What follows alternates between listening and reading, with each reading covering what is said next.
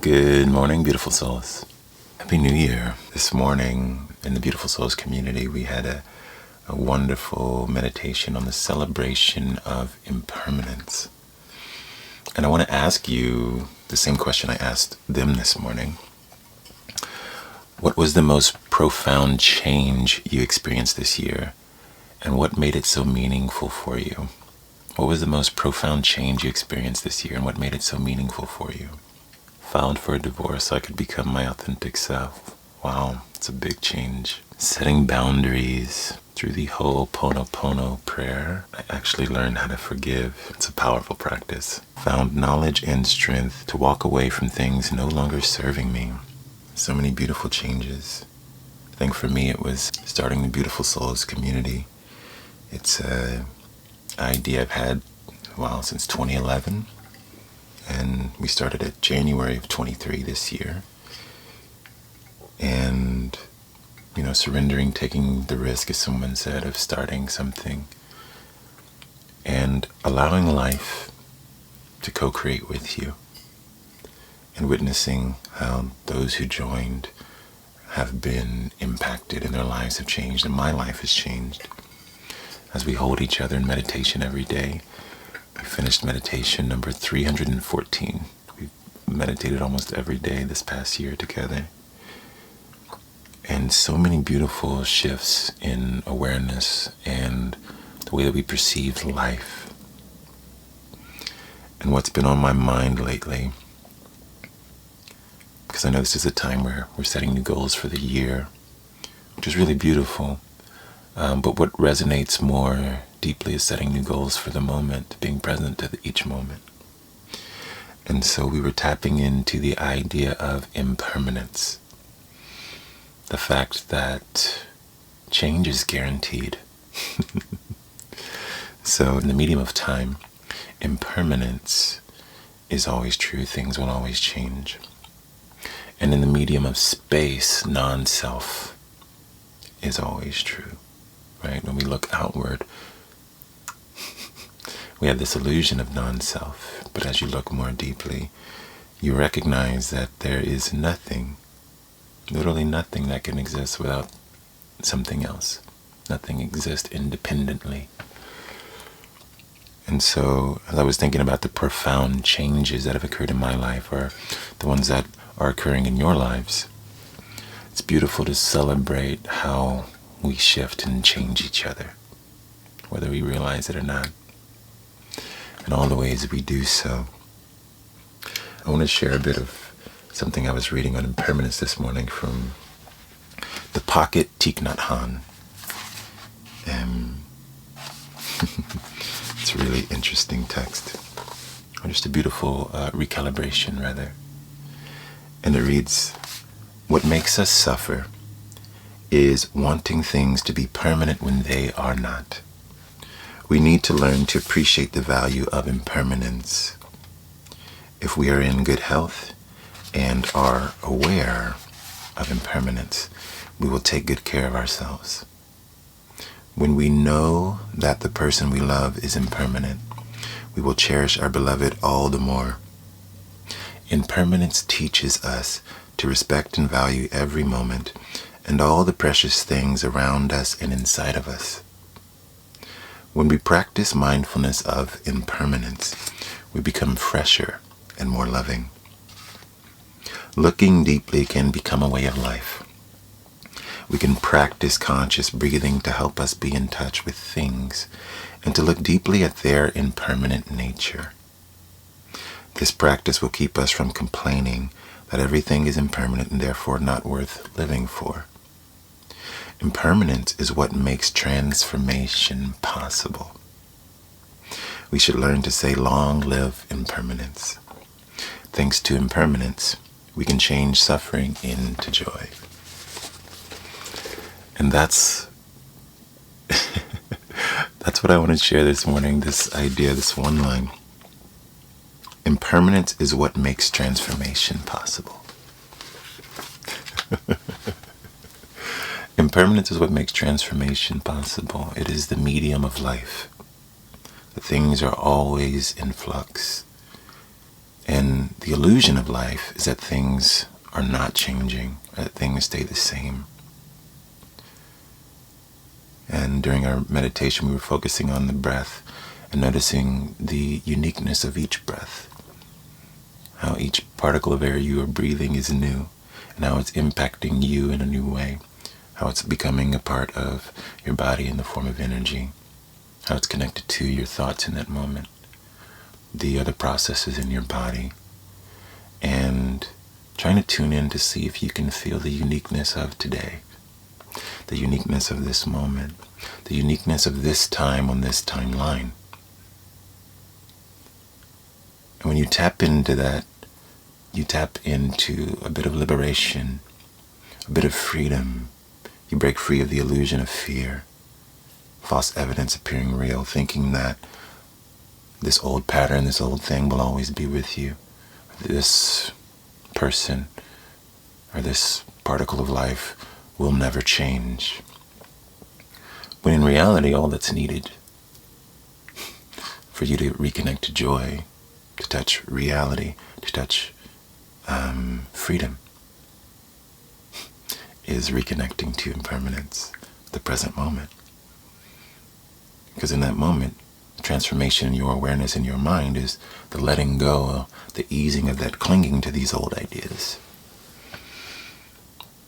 And even if life is presenting you with something that's triggering in the moment, that's making things heavy, it's making you feel like there's a weight on your shoulders. Knowing that with time that that same impermanence will bring an opportunity for that to be lifted, for you to meet your suffering with greater understanding and awareness of the why, the mental formations, the thoughts, the projections that you've set up for yourself that might have been making it more difficult to move through that season. And that on the other side of that season is this beautiful equal and opposite curve, right? So if this is your low suffering, on the high end is an expansion of your joy. And so if we can meet each moment as new, each moment as fresh, if we can meet reality with a present, realistic perspective, there's freedom. And in that way, a lot of those goals you're trying to aspire to for 2024 will be met with exponential growth and transformation. So the key to creating whatever you want at any point in time is connecting to presence. It's connected to a state of being. So much of our struggle is that we're not connected to presence. We're not connected to the state of being calm, right? We're connected to our fear, our state of lack, or fight or flight. And in that state, we are painting the present moment with the past, or our fears for the future, which are modeled from our conclusions about the past.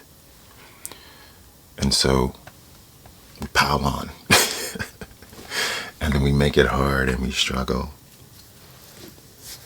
Versus remembering that each moment is new, right? Now the way to do this, though, is by taking a beat from processing and creating the illusion of conclusion, as if whatever I'm thinking right now about this is what it actually is. It's permanent. It's finite. I mean, you can decide that. And you can decide to be in resistance to life, but life is always changing. So what you're thinking right now is simply a thought. It's simply the largest frequency of motion moving through you. And generally the biggest ones are fear-based. So if you take a moment to calm, and you guys know I'm always practicing checking in with your heart, because I want you to shift your state of being. You have more than enough information. You don't necessarily need more information. You need a practice that's going to ground you in the present, that's going to free you from the state of lack, the state of fear, the state of longing, and help you tap into a state of presence, a state of calm, a state of evenness, so that you can touch reality in this moment and not paint over it with all of these other mental formations that aren't serving you. So in this moment, it's new. In this moment, that's over. In this moment, the future does not exist. And that way you can move through life with more ease, more calm. And from that space, you reconnect to reality. Calm and connected. Grounded, looking deeply.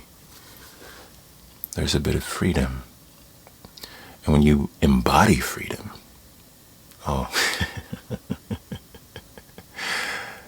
you can do anything you want. It's not a question. And you break free from the trap. Analysis paralysis.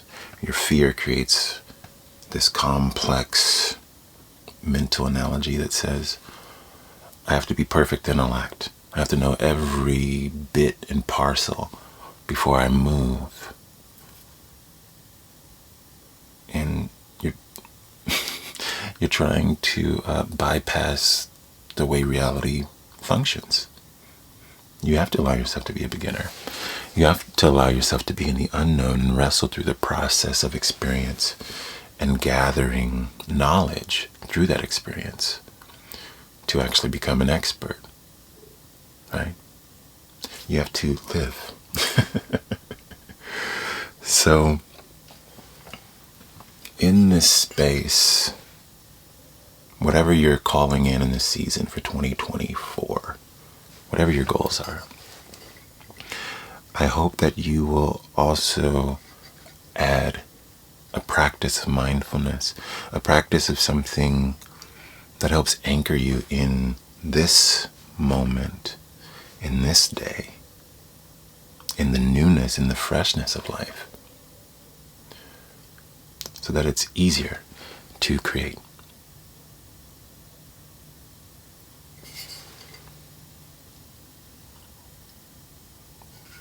So, what I've discovered along my journey is I've been reflecting on this year for me and the community. So my first year starting this community, it's been an idea for 10 years. And I'm sharing these concepts through my own experience of my analysis paralysis, of thinking I needed any number of things before I could create the space or honor that longing. Ultimately realizing it was just my fear that was stopping me. These ideations and projections and mental formations of me trying to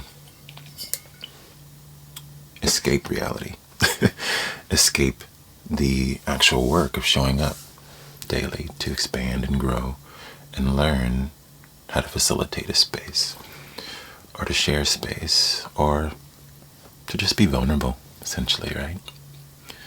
To evolve out loud, to be present to my heart's longing.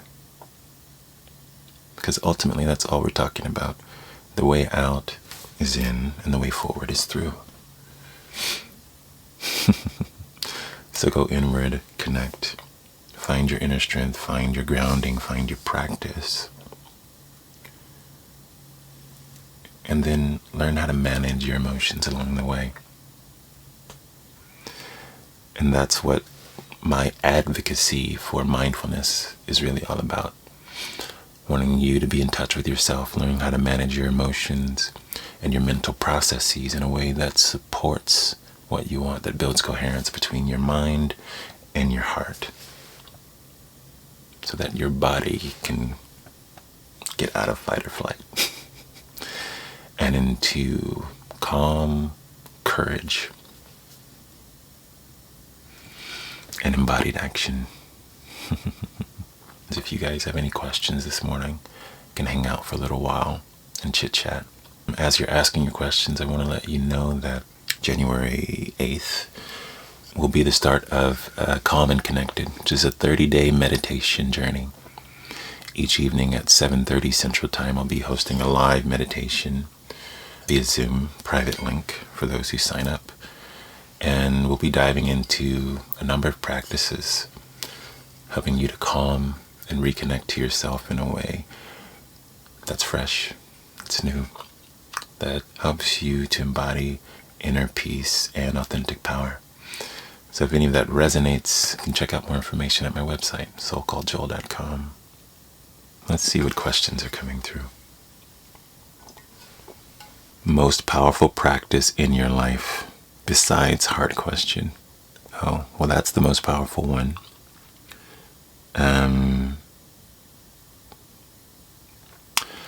But aside from that is micro meditations. That's something that we'll get into in Calm and Connected. But micro meditation is essentially connecting everyday life habits, washing your hands, brushing your teeth, walking, eating, drinking, with mindfulness, with presence, connecting to the impermanence of life, turning on so that you're developing a sense memory between these actions and that state of being. So at a certain point, when you pick up your kettle to make your tea or however you're practicing, you do those actions and you naturally fall into a state of presence. It's kind of like the opposite of a trigger, right? Certain trigger words or experiences will bring up that heavy emotion, like PTSD. That's an extreme case. So this is the light side of that experience, creating deep presence connected to other daily experiences. So a day of mindfulness where I will spend the whole day connecting each part of my day to deep presence. And I did a whole workshop on micro meditations. It's one of the offerings in the Beautiful Souls online community, but you can also check out at my site. Suggestions for daily reading. I'm looking for something to read daily in the morning. A couple of books that I love lately. One is Eyes on the Road by Mackenzie Clark. I read that a few months ago. Or any book that's similar. I love these mindful poets who give you aphorisms and just short mindful thoughts so that you can anchor your day. You can tap in anywhere. There's no linear fashion to the book. But that's one I love. Also like Vibrate Higher Daily by Layla Delia. It's a beautiful grounding reminder of tuning in to life, right? And she uses the language of raising your vibration. How did I first learn to meditate?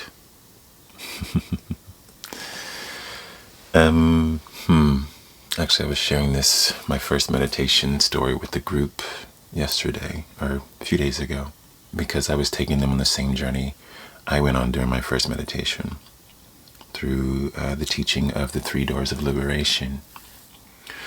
However, my first meditation was very intuitive.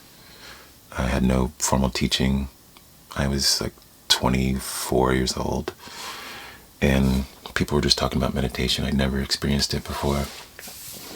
And so I just decided I'd honor my intuition, whatever that meant in the moment. And so I found some meditation music online on YouTube. It was like several hours long, and I let that play. Sat down in a corner of my room and closed my eyes.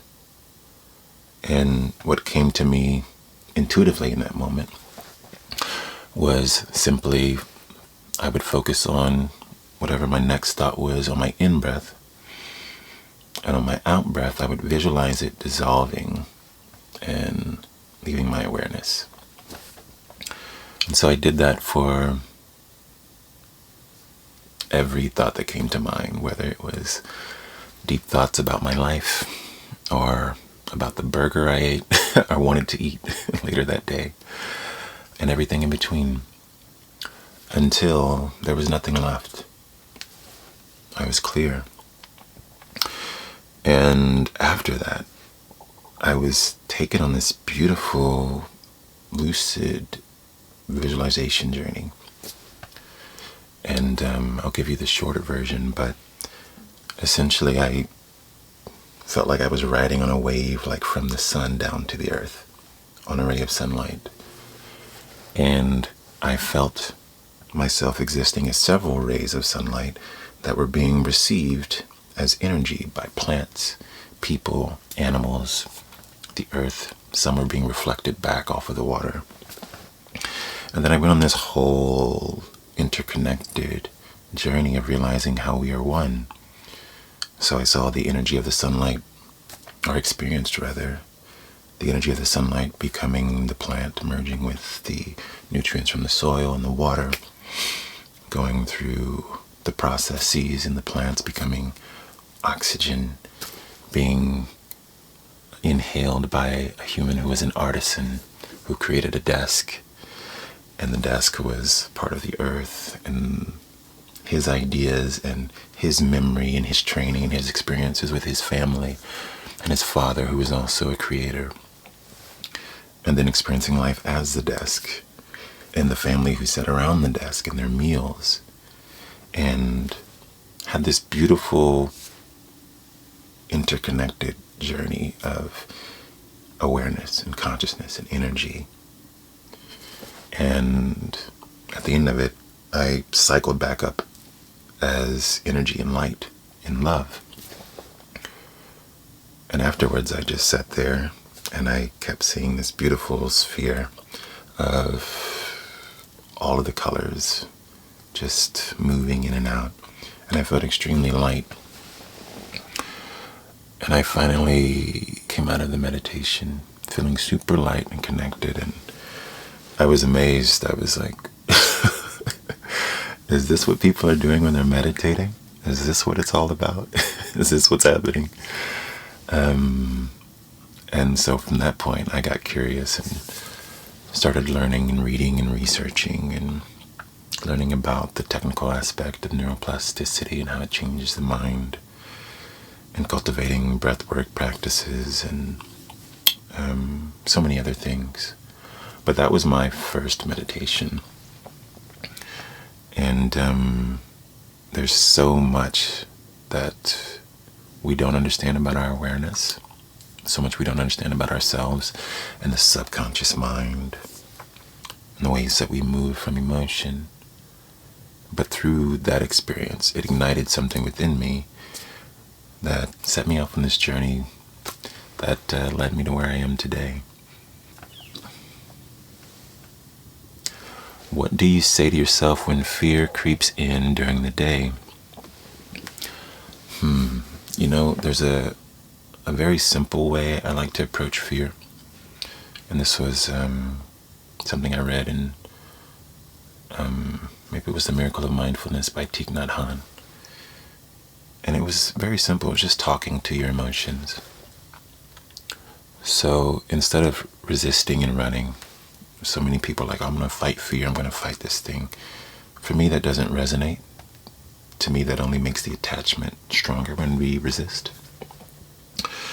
But what he said really resonated. And if I were experiencing fear, simply to speak to the fear, acknowledge its presence, be present to your fear. And you can do that by simply saying, fear, I know you are there, and I promise I'll take good care of you. And in that way, it immediately feels lighter. You're not resisting it. And then from there, right, it's the calming effect. You reconnect to yourself. And then you can look deeply and get curious about what's the source of your fear. What does it want me to know? What's on the other side of my fear? But simply being present to it, you you weaken its hold over you, right? You weaken its hold over you. So I hope that's helpful. How do you keep promises to yourself? And how do you navigate guilt and judgment? It's very interesting language. I don't make promises to myself. That may sound strange, but I notice like I don't make promises to myself. And it's more out of an acceptance of reality. And what I mean is there's a vast unknown quality to our existence. And I know there's much more I don't know about myself than I do know. So what I connect more to is intention. And intention to me is about expansion. It's about a state of being. And that's something I'm more concerned with. Because if I can tap into a state of being love, a state of being kind, a state of being present, a state of being compassionate, a state of being creative, then I don't let myself down. I don't know how else to say it other than if I have an intention to be kind, that intention is met more frequently. Even if what my mind may perceive to be kind to someone or to someone else, if I get triggered and I'm unable to be as kind as I might have manufactured, then you're talking about guilt and judgment. I can return to kindness and free myself from guilt and judgment, right? And I can return to presence and accept the nature of my humanity, right? Because a lot of times promise is built on permanence instead of the impermanence that is reality. So that's something to me that I found more ease and grace and flow in my life in that way, and that resonates for me. It may not resonate for you, but yeah, I don't make promises to myself. I try to honor my heart's longing. I try to honor the intentions of my soul. And to me, those always allow me to expand into the space of life versus feeling restricted as if I have to be this one thing. And I guess I'll go into this next question. Someone's asking, can you talk with us about laughter? I remember this book by Og Mandino. I think it's called The Greatest Salesman in the World. And it's kind of like a spin on The Alchemist, if you will. But in it, the greatest salesman of the world is really giving you like 10 rules for life. And one of them is, today I will laugh at the world. And I loved that one so much because we take life too seriously sometimes, right? I'm not saying that our decisions don't matter or that they aren't important. I'm just saying our approach doesn't have to be so serious and rigid and hard. There needs to be sincerity. Alan Watts would say, life doesn't have to be so serious. Doesn't mean it can't be sincere.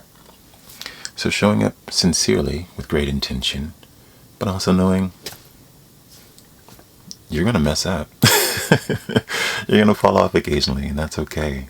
The question is, how do you address that moment? Laughter. Enjoy it. Recognize your humanity. Forgiveness. Grace.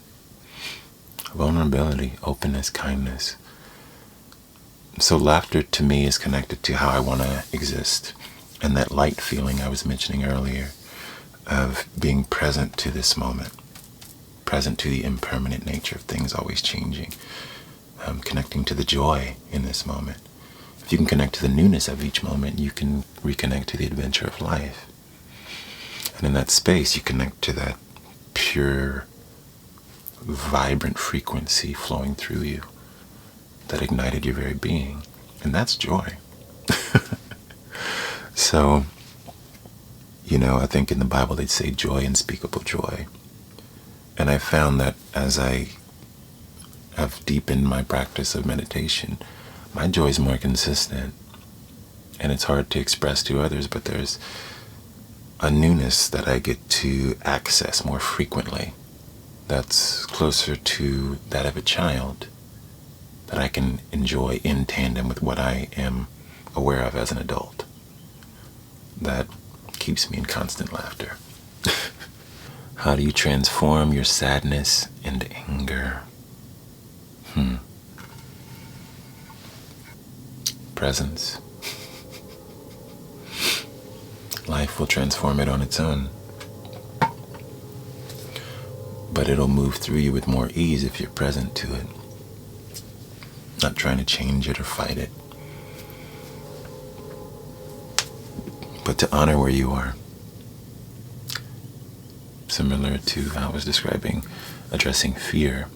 Sadness, I know you're there and I promise I'll take good care of you. Be present to what is showing up in your life. Because if you're present,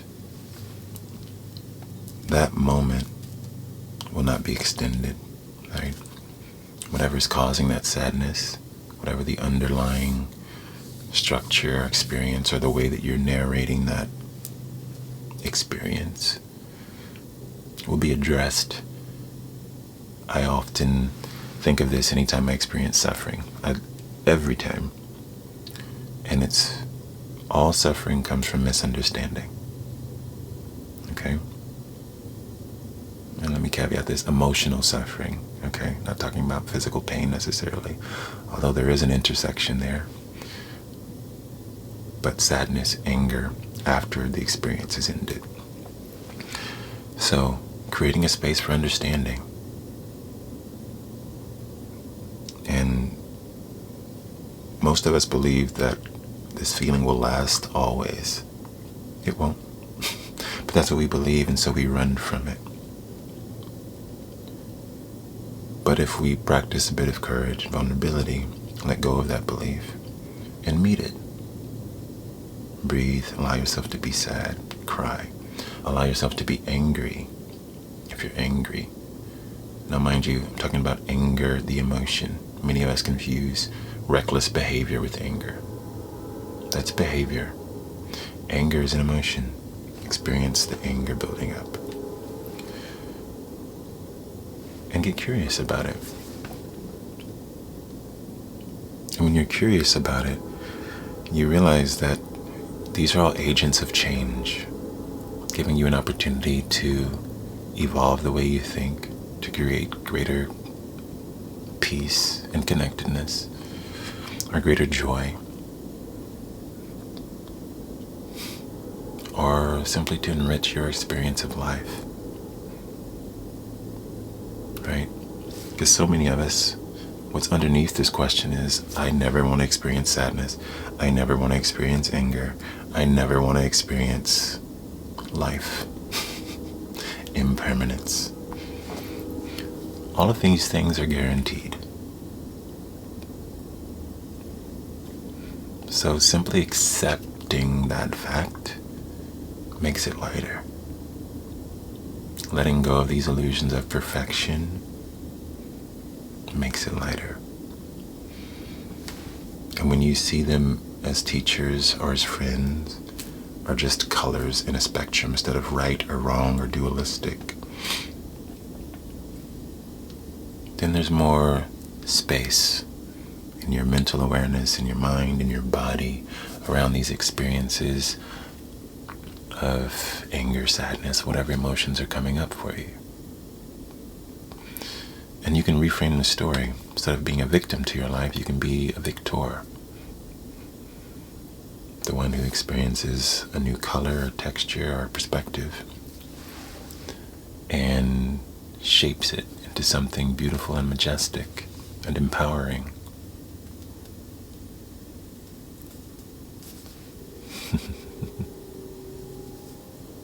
So when I say curious, there's an acronym I've shared many times, and I'll share it one more time today. It's from Dr. Dan Siegel. It's COAL, COAL. So how can you be curious? O is for open. How can you remain open to this feeling, this emotion, this experience? In what ways can you accept it?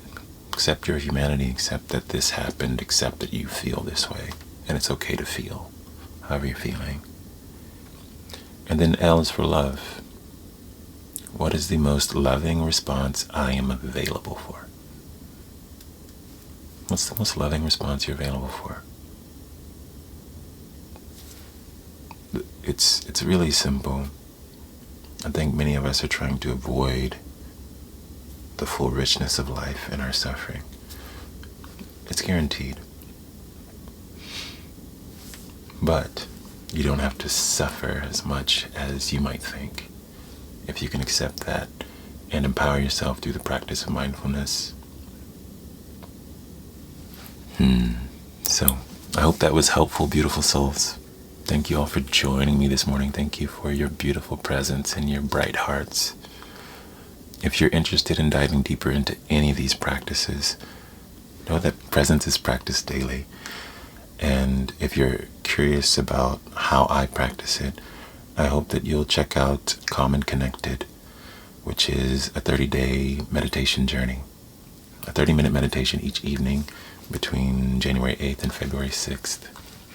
And if you can't make that time, all of the recordings will be available to you within an hour after the session. So I hope that you'll check it out. If it resonates, there's more information at asoulcalledjoel.com.